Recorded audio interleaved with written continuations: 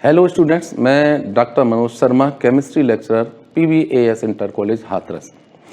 आज स्टूडेंट्स मैं class 12th में रसायन विज्ञान के अंतर्गत यूनिट 6 के तत्वों के निष्कर्षण के सिद्धांत एवं प्रक्रम के अंतर्गत तत्वों को उनके अयस्कों से किस प्रकार निष्कर्षित किया जाता है तथा कुछ धातुओं के मेटलर्जी के बारे में चर्चा करेंगे। हमें आयरन की मेटलर्जी, आयरन का धातुकर्म, आयरन का जो धातुकर्म के जो है हम किस अयस्क से करेंगे, उस आयरन के कौन कौन से मुख्य अयस्क होते हैं, उस अयस्क का सांद्रण कैसे करते हैं, उस अयस्क का निस्तापन कैसे किया जाता है, उसका वर्जन कैसे करते हैं, उसका प्रगलन कैसे करते हैं और फिर उस आयरन का यूजेज क्या है। सबसे पहले जो आयरन होती है हमारे जो प्रकृति में जो है करीब 4.7% पाई जाती है। चूँकि ये क्रियाशील धातु है, अतः ये कंबाइंड रूप में शुद्ध यानी संयुक्त अवस्था में कुछ अयस्कों के रूप में पाए जाते हैं। इनके मुख्य अयस्क हैं hematite, magnetite, limonite, siderite. Hematite में 70% आयरन होता है, जबकि मैग्नेटाइट में 72% होता है करीब, लेकिन इससे हेमेटाइट से इसका निष्कर्षण आसानी से कम लागत पर करते हैं, इसलिए इसका मुख्य अयस्क हेमेटाइट है। हेमेटाइट अयस्क को सर्वप्रथम क्या करते हैं, सांद्रण करते हैं। सांद्रण इसका गुरुत्वीय पृथक्करण विधि में करते हैं। गुरुत्वीय पृथक्करण विधि में जो रनिंग वाटर की स्ट्रीम पर, रनिंग वाटर पर हेमेटाइट अयस्क को डाला जाता है। चूंकि हेमेटाइट अयस्क भारी कण होते हैं उसमें, तो वो पानी की धारा में डालने से पानी के नीचे बैठ जाती हैं और जो हल्की अशुद्धियाँ होती हैं पानी की तेज धारा के साथ बह जाती हैं। इस प्रकार हेमेटाइट अयस्क का सांद्रण करते हैं।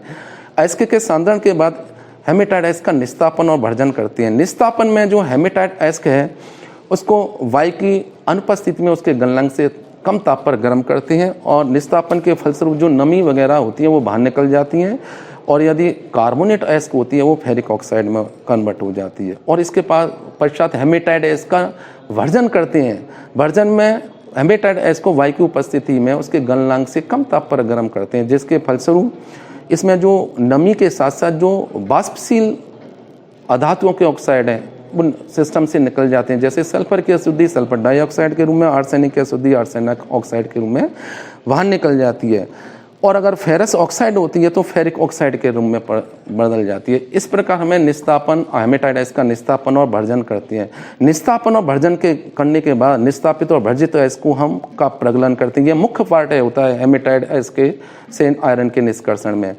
प्रगलन में उस जो हेमेटाइट अयस्क है उसमें चूना पत्थर और सिल्का मिलाकर बात्या भट्टी में गर्म करते हैं। बात्या भट्टी एक स्टील की बनी हुई होती है, इसमें अग्निशय ईंटों का स्तर लगा होता है।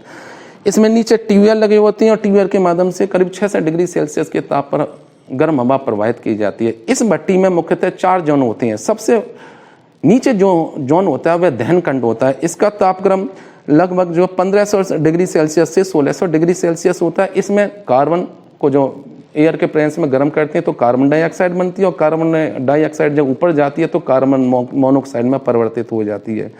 इससे नीचे वाला खंड होता है गलन खंड, फ्यूजन खंड होता है। इसका तापक्रम लगभग 1200 डिग्री सेल्सियस से लेकर के जो है 1300 डिग्री सेल्सियस के लगभग होता है। इसमें जो इस खंड में मुख्यतः जो धातु पूर्ण रूप से पिघल जाती है। इससे ऊपर जो खंड होता है वह स्लैग फॉर्मेशन जोन होता है, यानी धातुमल खंड होता है। धातुमल जोन का तापक्रम लगभग 800 से 1000 डिग्री सेल्सियस होता है। इसमें जो चूना पत्थर है वह कैल्शियम ऑक्साइड में बदल जाता है और कार्बन डाइऑक्साइड निकल जाती है, भट्टी के ऊपरी सिरे से निकल जाती है। यह इसमें गालक के रूप में काम करता है। चूना पत्थर कैल्शियम ऑक्साइड जो अयस्क में उपस्थित सिलिका को कैल्शियम सिलिकेट धातुमल के रूप में निकाल देता है और ये धातुमल गलित धातु के ऊपर तैरता हल्का होता है। और सबसे जो ऊपर जोन होता है वह होता है आपका रिडक्शन जोन, अपचयन जोन। इसका तापक्रम लगभग 400 से 700 डिग्री सेल्सियस होता है। इसमें जो कार्बन मोनोऑक्साइड हेमेटाइट अयस्क को गलित आयरन में अपचयित कर देती है और कार्बन डाइऑक्साइड सिस्टम से बाहर निकल जाती है भट्टी के सारे ऊपरी सिरे से। ये गलित धातु बात्या भट्टी के सबसे नीचे आ जाती है और इसके ऊपर धातुमल आ जाता है। पिघल करके धातुमल को अपने अलग ऊपर से निकाल लिया जाता है निकास द्वार द्वारा, जबकि नीचे से जो धातु को जो है गलित धातु को नीचे वाले द्वार से निकाल लिया जाता है। इस विधि द्वारा जो धातु प्राप्त होती है वो स्पॉन्जी आयरन होता है, जिसे हम कच्चा लोहा बोलते हैं। कच्चा लोहा में मुख्यतः 92 से 93% प्योर आयरन होता है और इसका में जो अशुद्धियाँ होती हैं 3 से 4.5% होती हैं। 3 से इसमें कार्बनों की अशुद्धि और दूसरी अशुद्धियाँ 3 से लगभग 4.5% होती हैं। इस कच्चे लोहे का प्रयोग जो है हम जो है पिटमा लोहे बनाने में, रोट आयरन यानी ढलमा लोहे बनाने में और इस्पात बनाने में करती हैं। जो दूसरा रूप होता है इसका ढलवा आयरन का, वो ढलवा लोहा होता है। इसमें 93 से 94% प्योर आयरन होता है और इसमें 2 से 4% कार्बन और दूसरी इम्प्योरिटी होती हैं। इनका use drain pipe, lead frame आदि बनाने में होती हैं। नेक्स्ट फॉर्म जो है इस लोहे की वह है पिटवा लोहा। पिटवा लोहे में 98.8 से 99.9% प्योर आयरन होता है और जो उसमें अशुद्धि होती है कार्बन की लगभग 0.1% होती है। इसका प्रयोग चेन बनाने में, डोर्स बनाने में, एंगल बनाने में, गाटर बनाने में, रेलवे लाइन की पटरियां बनाने में करती हैं। और इसके बाद जो लोहे का तीसरा रूप, नेक्स्ट रूप होता है वो स्टील होता है, जैसे हिंदी में इस्पात करते हैं। इस बात में लगभग 0.25 से 1.5% कार्बन और दूसरी इम्प्योरिटी होती है। इसका प्रयोग कैंची बनाने में, ब्लेड बनाने में, स्प्रिंग बनाने में और नाइफ बनाने में करती हैं।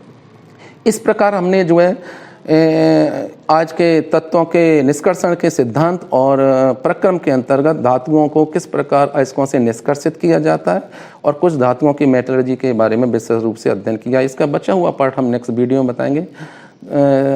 स्टूडेंट्स, चूंकि इस समय हमारी जो एपिडेमिक यानी पैंडेमिक, ये वैश्विक बीमारी कोविड-19 चल रही है, तो आपको यह सलाह दी जाती है कि घर से जब भी बाहर निकलें सैनिटाइजर का प्रयोग करें, मास्क लगाएं और जब भी घर से बाहर निकलें या बाहर से घर आएँ हमेशा साबुन से हाथ धोएं। धन्यवाद।